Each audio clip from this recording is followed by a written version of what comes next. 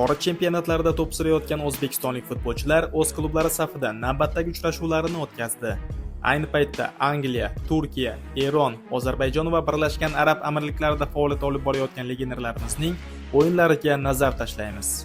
Dastlab Angliyadan boshlaymiz. Manchester City sharafini himoya qilayotgan Abduqodir Husanov uchun o'tgan hafta esda qolarli bo'ldi.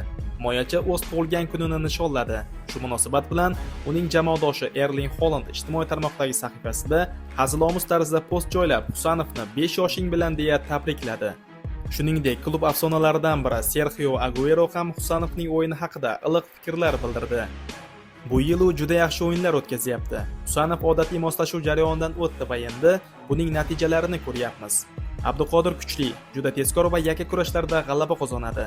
Hali yoshligini inobatga olsak, demak Manchester Cityda ko'p yillar o'ynaydigan ajoyib himoyachi borligi ayon bo'ladi, dedi argentinalik futbolchi. Biroq APLning 28-turida Leedsga qarshi bahsda hamyurtimiz zaxirada qoldi. Uchrashuvda shaharliklar 1-0 hisobida g'alaba qozondi. So'nggi o'yinlarda Pep Guardiola markaziy himoyada Gehi va Dias juftligiga ko'proq ishonch bildirmoqda. Endi Turkiyaga o'tamiz. Istanbul Başakşehir safida harakat qilayotgan Abbosbek Fayzullayev va Eldor Shomurodov Turkiya Superligasining 24-turi doirasida Konyasporga qarshi uchrashuvni asosiy tarkibda boshladi. Bahs 2-0 hisobida Başakşehir foydasiga hal bo'ldi. Har ikki futbolchimiz 90 daqiqa davomida maydonda harakat qildi. Ular gol yoki assist qayd etmagan bo'lsa-da, o'yinning eng faol futbolchilari qatorida bo'ldi. Hujumlarni tashkil qilish va vaziyatlar yaratishda ayniqsa faol ishtirok etishdi. SofaScore nashri Fayzullayevning o'yinini 7.4 ballga, Shomurodovnikini esa 7.3 ballga loyiq ko'rdi. Uchrashuvdan so'ng bosh murabbiy Nuri Shahin Eldor Shomurodov va David Zelke juftligini alohida e'tirof etdi. Avvalo Zelke va Shomurodov yaxshi o'ynayotganini aytishim kerak. Menda 4 nafar juda yaxshi saviyadagi hujumchilar bor. Ularni maydonda ko'rishni istayman.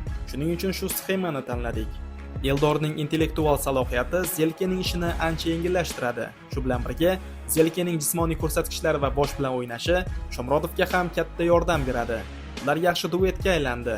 Eldor va Devi bir-birini yaxshi to'ldiruvchi ikki futbolchi, dedi bosh murabbiy. Ayni paytda Başakşehir 39 ochko bilan turnir jadvalida 6-o'rinni egallab turibdi. Erondagi futbolchilarimizning vaziyati qanday? Eronda 5 nafar o'zbekistonlik futbolchi faoliyat yuritmoqda. Rustam Ashurmatov va Jaloliddin Masharipov to'p surayotgan Istiqlol 27-fevral kuni navbatdagi bahsda Fire Sepasi ustidan 2-1 hisobida g'alaba qozondi. Ashurmatov uchrashuvni asosiy tarkibda boshlab, to'liq 90 daqiqa harakat qildi. 28-fevraldan boshlab mamlakatdagi siyosiy vaziyat keskinlashgani sababli chempionat vaqtincha to'xtatildi. Bu holat muxlislar orasida legionerlarimiz xavfsizligi borasida xavotir uyg'otdi. Ma'lumotlarga ko'ra, Rustam Ashurmatov, Odil Hamrobekov, Oston O'runov va Igor Sergeyevning holati yaxshi. Ular xavfsiz joyda. Jaloliddin Masharipov esa ayni paytda Italiyada jarohatini tiklash bilan shug'ullanmoqda. Ozarbayjon chempionatida Sabaq safida harakat qilayotgan Umarali Rahmonaliyev 22-tur doirasidagi Qorabog'ga qarshi markaziy uchrashuvni ilk daqiqalardan boshladi. Gollarga boy o'tgan bahs 3-3 hisobida yakunlandi. Hozirda Sabaq 53 ochko bilan turnir jadvalida peshqadamlik qilmoqda. Birlashgan Arab Amirliklarida esa ikki o'zbek futbolchisi to'p surayotgan Albatiyx va Banyas o'zaro to'qnash keldi. Albatiyx safida Azg'aniyev to'liq o'yin o'tkazdi va SofaScore tomonidan 7.4 ballga loyiq ko'rildi. Otabek Shukurov esa Banyas qaydnomasiga kiritilmadi va uchrashuvni o'tkazib yubordi.